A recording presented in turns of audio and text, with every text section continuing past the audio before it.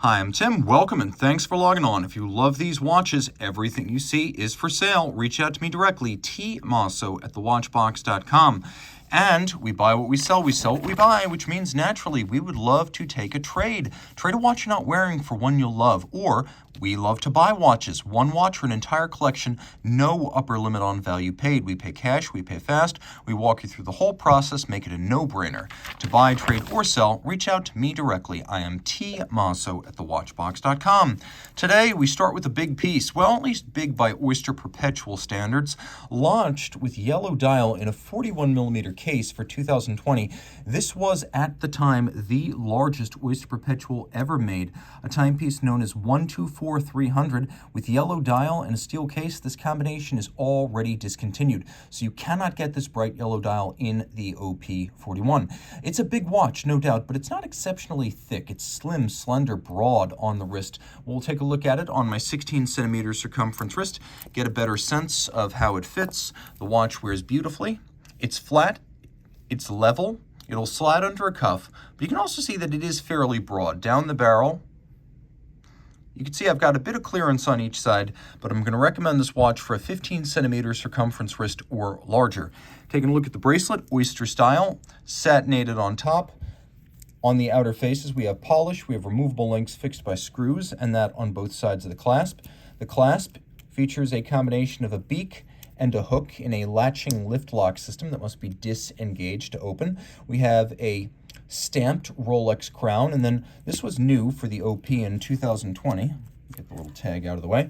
But for 2020, the OP finally gained the Easylink tool-free adjustment built into the clasp, so you can snap in, snap out, take in or take out 5mm. The dial, yellow lacquer, glossy, gleaming, and ageless. We have white gold hands, Rolex crown, and indices. We have Rolex's signature proprietary blue chromalite lume, so no trouble reading this watch in the dark. Screw down crown, it's a Twinlock in steel with an Oyster caseback, 100 meters water resistant, chronometer certified, shock resistant, anti-magnetic with a 70-hour power reserve. This watch is stacked for a timepiece with only 3 hands, and again, this combination of 41mm case and yellow dial long since discontinued. Okay, we're going to take things up a notch. From yellow dial to salmon dial and Rolex to de Bethune. I have to admit, while I respect Rolex, I don't love it. I love de Bethune. This is a bit of an exclusive on a DB25QP. So this is the DB25 Perpetual calendar. You will only see this combination of salmon dial with the platinum case. The watch is 12.7mm thick, so thinner than you would think. It's 44 in diameter. De Bethune makes every part of the watch, so the dial, the case, and the movement, controlling the quality at each step, but also allowing them to build small runs. A dial supplier doesn't want to hear that you want 3, 4, 5 dials. When you make your own dials, you can make as many or as few as you need. Now the dial features 2 different steps. There's the track outboard, which is printed with the railroad style minutes and the radially arrayed Roman numerals. All the printing is in dark blue. Rosette guilloche at center, and the cutting, the guilloche, is done in-house at de Bethune. We have fired blue hands and a fired spherical moon phase, 2 halves, 2 hemispheres I should say, 1 white palladium, 1 fire blued steel, and you only need to reset that spherical moon phase once every 122 years. The perpetual calendar system, you don't need to touch it until the year 2100. Turn it all over, you can see de Bethune's automatic caliber, twin barrels, rotor winding, 5-day power reserve, 1, 2, 3 shock protection springs, the shock protection, the twin self-adjusting barrels, the hairspring curve, all patented and proprietary to de Bethune. This watch protected by no fewer than 5 and possibly 6 or more individual patents, including the spring system at the center of the rotor. The point of these 4 cantilever springs is that you can have as long a rotor arm as you want, and that creates a large polar moment or turning force with the platinum mass at its end far out from the center of the movement. The problem is with such a long rotor, it might torque from side to side instead of just rotating. So Denis Flageolet, who's the watchmaking co-founder of the brand, he created this cantilever spring system so that you couldn't have much flex at center and it would keep the ball bearing in good working order. That's why you can see 3 little jewels inside each one of the springs to minimize friction between the blued titanium rotor and the springs themselves. So everything you see back here is fire blued titanium, including that blue titanium balance wheel with white gold masses in its rim. And the latest versions of de Bethune's QPs, I'll demonstrate this now, actually feature a quick set system that you can use for rapidly setting the date and the month, which is an update over previous versions of the Bethune Perpetual calendar module. Some folks, though, want the iconic Bethune, and for them, it will be the DB28. The watch launched in 2010, which won the Aiky d'Or, effectively Best Picture at the Oscars of Watchmaking, the next year in 2011. So for 2020, Bethune launched the DB28 XP collection, thinner than before. Well, this is a 25-piece limited edition for 2023 called the DB28 XP Steel Wheels. The original steel wheels came out in 2018. It was a much thicker watch. Here you can see the case has been pared down to almost nothing. And I'll get out my calipers, and I always like to say the proof is in the practice. Right there, 10 millimeters thick. Significantly thinner by almost 3 millimeters than a standard DB28. It's still 43 millimeters in diameter, still made of grade 5 titanium. You can see microlight engine engraving all the way around the case. And then again on the deltoid barrel bridge, which features polished and relieved raised channels, as well as a matte media blast on the edge of that bridge. The steel wheels, the namesake of the watch, are in fact the ratchet wheels in the barrels, which have been opened up to give you a view of the mainsprings. The watch has a manual wind 6-day power reserve. As with the 25QP, we have triple parachute shock protection, patented, self-adjusting barrels, patented, the 2016 patent balance, the 2-element clamped flat hairspring that breathes like an overcoil, that's patented. The self-adjusting barrels are significant because you cannot accidentally overwind this watch. One of the mainsprings will slip like on an automatic, preventing you from killing the watch. Take a look at the balance bridge. Look how it's mirror polished. In fact, look how many parts of this movement are mirror polished steel. All of that done either with a zinc plate or diamond paste to create an optically smooth mirrored surface. And we have fired globes of titanium outboard acting as the hour indices. Flip it all over. You can see on the reverse side a power reserve indicator with sleek media blasting and satination. And you can see this is one of the limited edition of 25. Well, I like the way the DB25QP wears. Nevertheless, its fixed lugs in a 44 millimeter case size means that this is probably the smallest wrist that could wear this 44 millimeter watch. Whereas if you get something with variable geometry floating lugs like a DB28, it can adapt to you. And thus you see when I cinch this down tight on my wrist, it stays put and it will adapt to the contours of your arm. Super slim if you're Bethune must disappear underneath the cuff. This is a great candidate to do it. And again, all of that mirrored finish, so rare on most movements, even Geneva Hallmark. Here, it feels like you're getting comparative acres of black polished steel. But not everyone has a Bethune budget. You may wish to own something that is historically significant, an enduring design, and a core collection from a great brand. Well, that is the IWC Portuguese. For 2015, IWC launched this. This is the 510205. It is the IWC Portugueser hand-wound 8-day 75th anniversary. You can see the vintage International Watch Co. logo on the dial, tri-Arabic numerals in a 1930s font with sectors outboard. And yes, there is a little bit of a discrepancy. Most people cite 1939 as year one for the Portuguese, but this watch came out in 2015. You can do the math, but I'm just going to push the I believe button.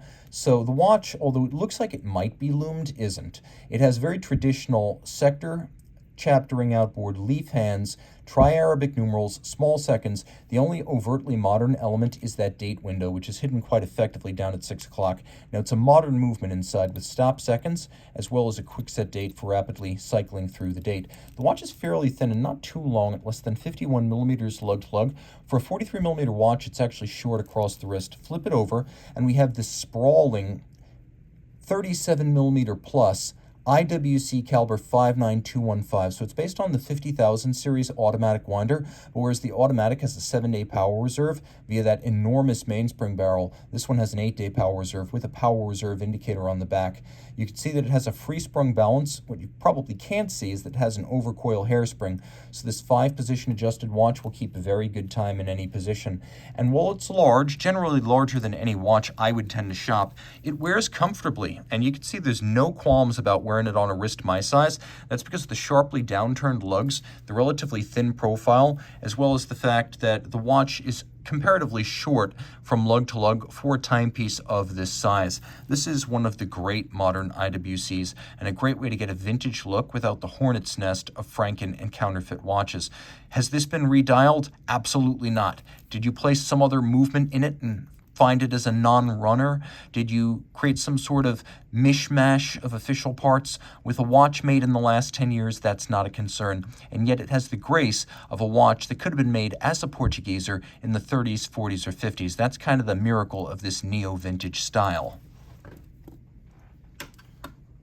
Glashütte Original often falls into the shadow of a Lange und Söhne, which is unfortunate because not only are Glashütte watches beautiful, but it's a much older company than the modern Lange. The original Glashütte Original could be traced back to F.A. Lange himself in 1845, whereas the modern Lange und Söhne can be traced back to 1990 with Gunter Blumlein and Walter Lange. So this is a much older company, and legally, in terms of succession, in terms of where the original Lange und Söhne's corporate lineage resides, it's Glashütte Original. This is the original Lange und Söhne. So, what do we have here? A watch launched in the early 2000s, I believe it was 2000, year one for the Panograph. 39 millimeters, it's a beautifully wearable case, and the dial includes this wonderful tri-spoke paddle indicator for the minutes. It's instantaneous jumping minute display. The watch works backwards, so the pusher down at 4 o'clock actually starts and stops it, and it's a flyback chronograph, so you reset with the pusher up at 2 o'clock, and you can just reset and restart in rapid succession. The watch features both a hacking seconds function and a flush fit double-digit date down at 4 o'clock again. Turn it all over. The gorgeous caliber 6101 manual wind with a 42-hour power reserve. It's a very traditional column wheel lateral clutch East German watch that is finished like a traditional high-end East German watch, state of Saxony after all. Freehand engraved balance cock, black polished screws, pins, and swan's neck fine adjustment, fire blued screws everywhere, stripes across the bridges. You can see that the beveling on the edge of both bridges and chronograph components is exemplary. The chronograph components are satinated on their tops, perlage on the base plate. Absolutely arresting and gorgeous, giving Lange a run for its money, and significantly adjusted in 5 positions, which is the high horology and chronometer standard. All of this without having to pay Lange's typical prices in precious metal. This is a steel watch and very easy to wear at 39 millimeters. One of the best kept secrets in luxury watchmaking and haute de gamme horology. A really special piece from a brand that is, again, the original Lange und Söhne. If we're keeping track, we have to acknowledge that these guys were the first. Jumping to something that is completely different, both in style and spirit, here we have something I have never experienced before, and that's the strap. Have you ever before seen toad leather? Well, this is toad leather. It is a wonderfully weird, almost shark-like grain. It's somewhere between shark and lizard, and you can see it's thick cut. There's calfskin on the bottom, and the profile shows just how thick the leather cuts are. We have a contrasting green binding stitch. This is something that Konstantin Chaykin has launched with Louis Erard. And of course, this is the latest collaboration in a series that has included William Messena, Vianney Halter, Alain Silberstein, and others. So it's a 42 millimeter stainless steel 178-piece limited edition called the Time Eater, based on the Lyko Slavic folklore witch. And a little bit like Baba Yaga, the Lyko is a wizened woman with black clothes and one eye. So that is the inspiration for this dial. It works pretty straightforward. It's a regulator, so the googly eye is actually your hour indicator. We have this little hand on a serpentine index that indicates the minutes, and then we have a little running seconds down at the base. 2 versions of this watch. One's 42 millimeters, and this is the 42. There's also one with a purple chapter ring made in 178 pieces in its own right, and that one's 39. Turn it all over. We got a Sellita SW266 based on the ETA 2824, so automatic winding, 4 Hz beat rate, 38-hour power reserve. A watch that is a lot of fun and destined to draw a lot of questions. People who are not into watches will ask you about this one and compliment you. Watch snobs will find it equally engaging, as Konstantin Chaykin is one of the great independent watchmakers of our era. So this is a timepiece that's perfect for both the new collector and the veteran. You just need to have a sense of humor, because this is a watch that doesn't take itself too seriously, so you can't take yourself too seriously. Laurent Ferrier makes beautiful things, which is why I don't understand the resale of the watches. I feel like they should have a 6-year waiting list. Given that Journe has an interminable waiting list for the Chronomètre Bleu, and brands like Charles Frodsham reportedly have waiting lists between 8 and 10 years, I don't understand why this watch, which is in its way almost as innovative as the Frodsham, doesn't get more love. It gets love from me. This is the Galet Square. 41 millimeters in stainless steel. You can see it has a vertically brushed blue dial with white gold assegai hands and spear-shaped hour indices, a vintage-inspired unbranded onion-style crown, teardrop lugs, turn it all over, the FBN 229, one of the finest finished movements you will find in the city or canton of Geneva. We have a ratchet-regulated, jeweled staff micro-rotor that is utterly smooth and silent, undetectable on the wrist. Because of the efficient double direct impulse escapement, a relatively small mainspring barrel, just one of them, gives the watch a 72-hour power reserve. The watch is beautifully finished, including beveling inside the train wheels, something you rarely see. We have 1, 2, 3, 4, 5, 6, 7, 8 sharp interior angles. And note 4 of those are on the steel balance cock, and that those interior angles are rendered on steel itself, not brass. Brass is easy to finish. Steel tends to be unyielding. Not only is it finished quadruply with interior angles, it's skeletonized and black polished on its top. You'll appreciate all screw heads here are chamfered and black polished. We have beveling that is truly broad. Take a look at those bevels. And then you can also see that the wells of the jewel sinks and the screw sinks have been interior beveled, which is an upscale element missing even on a lot of Geneva Hallmark watches. Taking a look at the stripes, you'll note how much their shade shifts as you move them through the light. Those are the real deal, not stamped. Then we have engine turning on the base plate and a guilloche sunray cut on the rotor itself. 6-position adjustment, leaving inaccuracy no position in which to hide. A lot of chronometers, high horology watches, 5-position adjusted. And a lot of times in that 6th position that's untested, those watches run terribly. By testing in 6 positions, crown left, crown right, crown up, crown down, dial up, dial down, Laurent Ferrier, which adjusts and finishes its movements in-house, leaves no place for inaccuracy to hide. Double direct impulse like the Breguet natural escapement, 2 wheels impulsing the balance directly. There is no Swiss lever. This improves efficiency, reduces maintenance requirements, and extends power reserve, while also yielding benefits to chronometry. The balance is free-sprung and features an overcoil, so it will keep excellent time in all positions. It's a fairly large dress watch, being 41, but in steel it's also fairly light, as most watches in this class are made of gold or platinum. It's short enough across the wrist that I could wear it without any second thoughts, and I recommend this watch for wrists as small as 15 centimeters in circumference. A truly exceptional piece and an unsung hero of high-end horology. This is great value.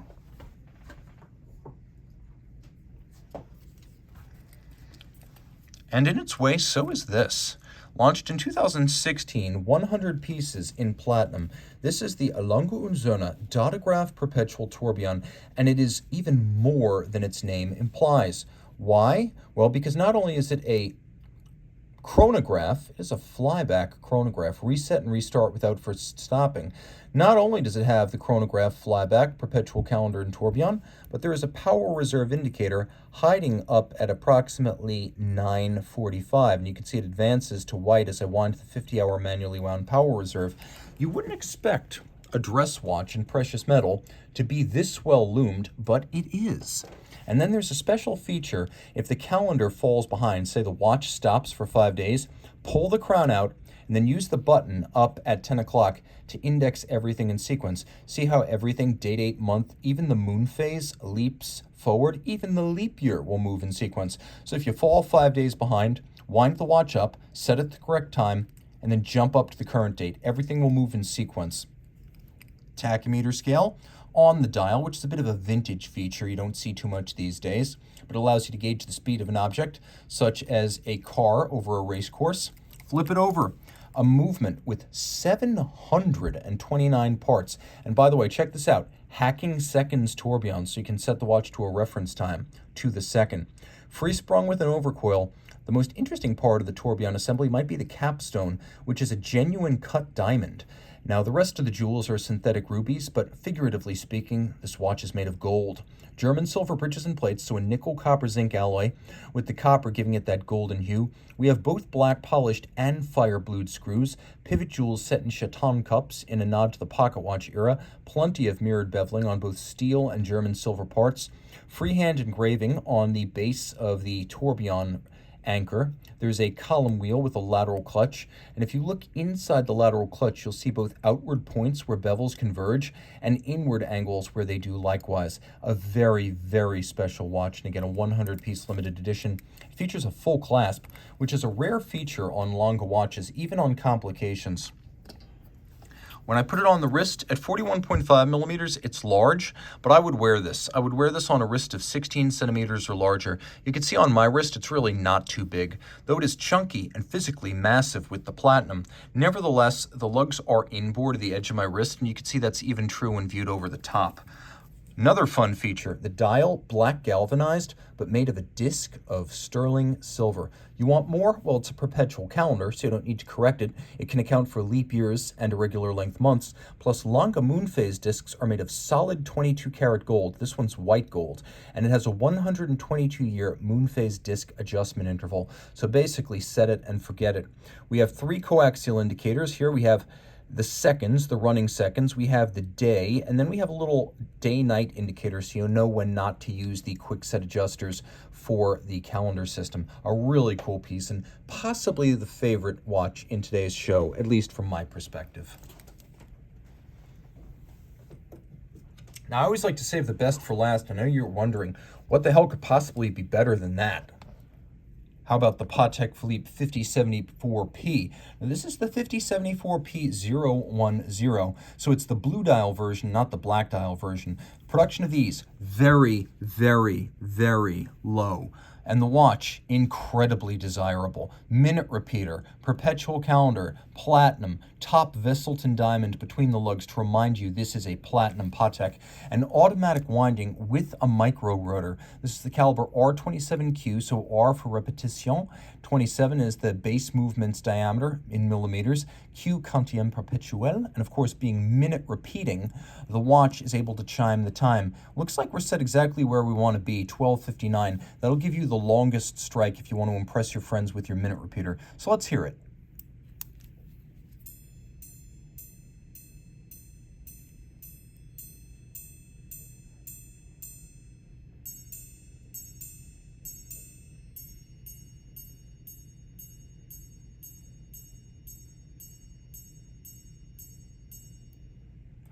Now, these are cathedral gongs, which means the resonators, the gongs that encircle the movement, they encircle the movement 1.5 times each rather than the single encirclement of a standard gong. So it doesn't necessarily create a louder sound, although it's a little bit louder. It creates a more beautiful and richer tone.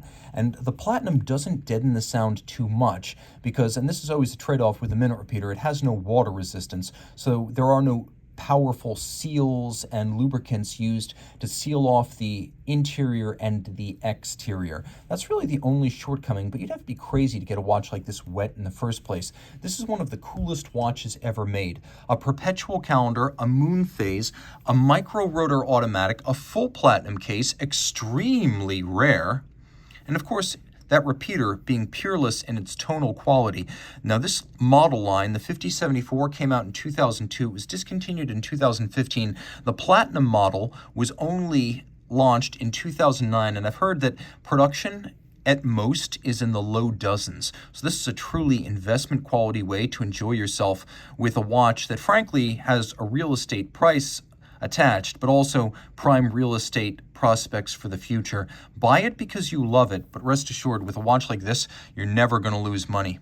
This is a watch that represents possibly the most enjoyable way to spend, well, I'm not going to give it all away, but 7 figures would be a good guess. Reach out to Team Mosso at thewatchbox.com for what represents the ultimate in Patek Philippe finishing. I've mentioned that at different prices in the Patek catalog, you get different levels of finish. One look at those steel hour strikers and minute strikers, and you will realize this is the very best that the best can do in Geneva. So reach out to T Mosso at thewatchbox.com for purchase and pricing details.